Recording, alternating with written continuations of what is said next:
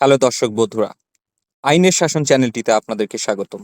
17ই August 2024-এর গরম খবর। সেটি হলো হাসিনা সরকারের গোপন ঋণ। সরকারের শেষ সময়ে 41,000 কোটি টাকা অর্থ ছাপিয়েছে কেন্দ্রীয় ব্যাংক। এটি নিয়ে আলোচনা করব আজ। কোন আইনের কোন কোন ধারা অনুযায়ী এটি কেন্দ্রীয় ব্যাংক করতে পারে সরকারের নির্দেশে এবং গোপনে করতে পারে কি পারে না সেটি বিষয়ে জানবো। এই অর্থ বছরের শেষ 2 মাসে কেন্দ্রীয় ব্যাংক থেকে গোপনে ছাপিয়ে নেওয়া হয় 41,000 কোটি টাকারও বেশি। নিয়ম নীতির তোয়াক্কা না করে নিয়ন্ত্রক সংস্থার অর্থনৈতিক এমন অবস্থান বাড়িয়েছে উদ্বেগ, এমনটি বলা হচ্ছে যমুনা নিউজের খবরে।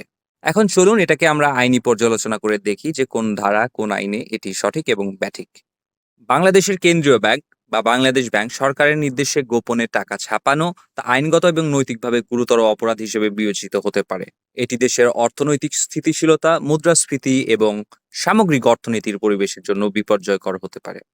বাংলাদেশ ব্যাংকের দায়িত্ব ও ক্ষমতা বিভিন্ন আইনের মাধ্যমে নির্ধারণ করা হয়েছে, যার মধ্যে রয়েছে বাংলাদেশ ব্যাংক অর্ডার 1972। এই আইনের অধীনে বাংলাদেশ ব্যাংক দেশের মুদ্রা ও ক্রেডিট নীতি পরিচালনার জন্য দায়িত্বপ্রাপ্ত। এতে মুদ্রা সরবরাহ এবং বিনিয়োগ ব্যবস্থার উপর নিয়ন্ত্রণ রাখা হয়। আরেকটি আইন হলো ব্যাংক কোম্পানি আইন 1991। এটি মূলত বাণিজ্যিক ব্যাংকগুলোকে নিয়ন্ত্রণের জন্য প্রণীত, তবে এতে কেন্দ্রীয় ব্যাংকের কার্যক্রম এবং ক্ষমতা সম্পর্কেও কিছু নির্দেশনা দেওয়া রয়েছে। বাংলাদেশ ব্যাংক অর্ডারের ধারা 40-এর উপধারা 1-এ টাকা ছাপানোর আইনগত প্রক্রিয়া সম্পর্কে বলা হয়েছে। এই ধারায় বলা হয়েছে মুদ্রা ইস্যুর প্রক্রিয়া এবং পরিমাণ নির্ধারণ কেন্দ্রীয় ব্যাংক একটি স্বাধীন সংস্থা হিসেবে কাজ করবে।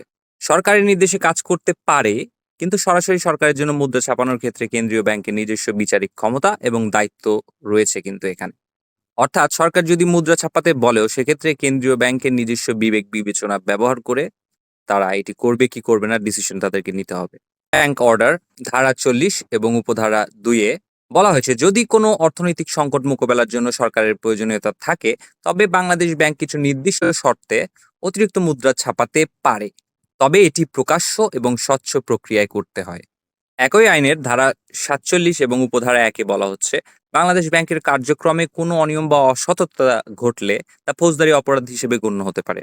গোপনে টাকা ছাপানো অর্থনীতিকে ক্ষতিগ্রস্ত করার উদ্দেশ্য হলে তা গুরুতর অপরাধ হিসেবে গণ্য করা হবে।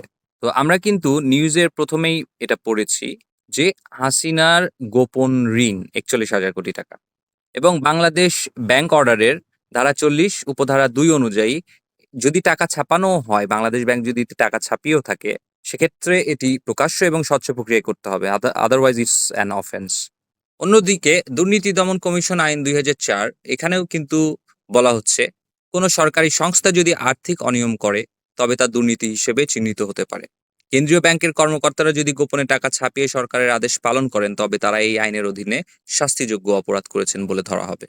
সুতরাং আমরা বুঝলাম যে এই আইনের ধারাগুলো দ্বারা যারা এই অপকর্মের সাথে জড়িত তাদেরকে আমরা লায়াবল করতে পারবো। যদি সত্যি বাংলাদেশের কেন্দ্রীয় ব্যাংক গোপনে টাকা ছাপিয়ে থাকে সরকারের অর্ডার অনুযায়ী তবে এটি অপরাধ হিসেবে অবশ্যই গণ্য হবে এবং এটি বাংলাদেশের অর্থনীতির স্থিতিশীলতার জন্য ক্ষতিকর এবং সংবিধানের প্রাথমিক নিয়মাবলীর পরিপন্থী। যাই হোক, ভিডিওটি তথ্যবহুল মনে হলে এবং ভালো লেগে থাকলে এবং এরকম আরো লিগ্যাল অ্যানালিসিস পেতে চাইলে আমাদের চ্যানেলটি সাবস্ক্রাইব, ফলো, লাইক, শেয়ার করে আমাদের সঙ্গে থাকুন। ধন্যবাদ।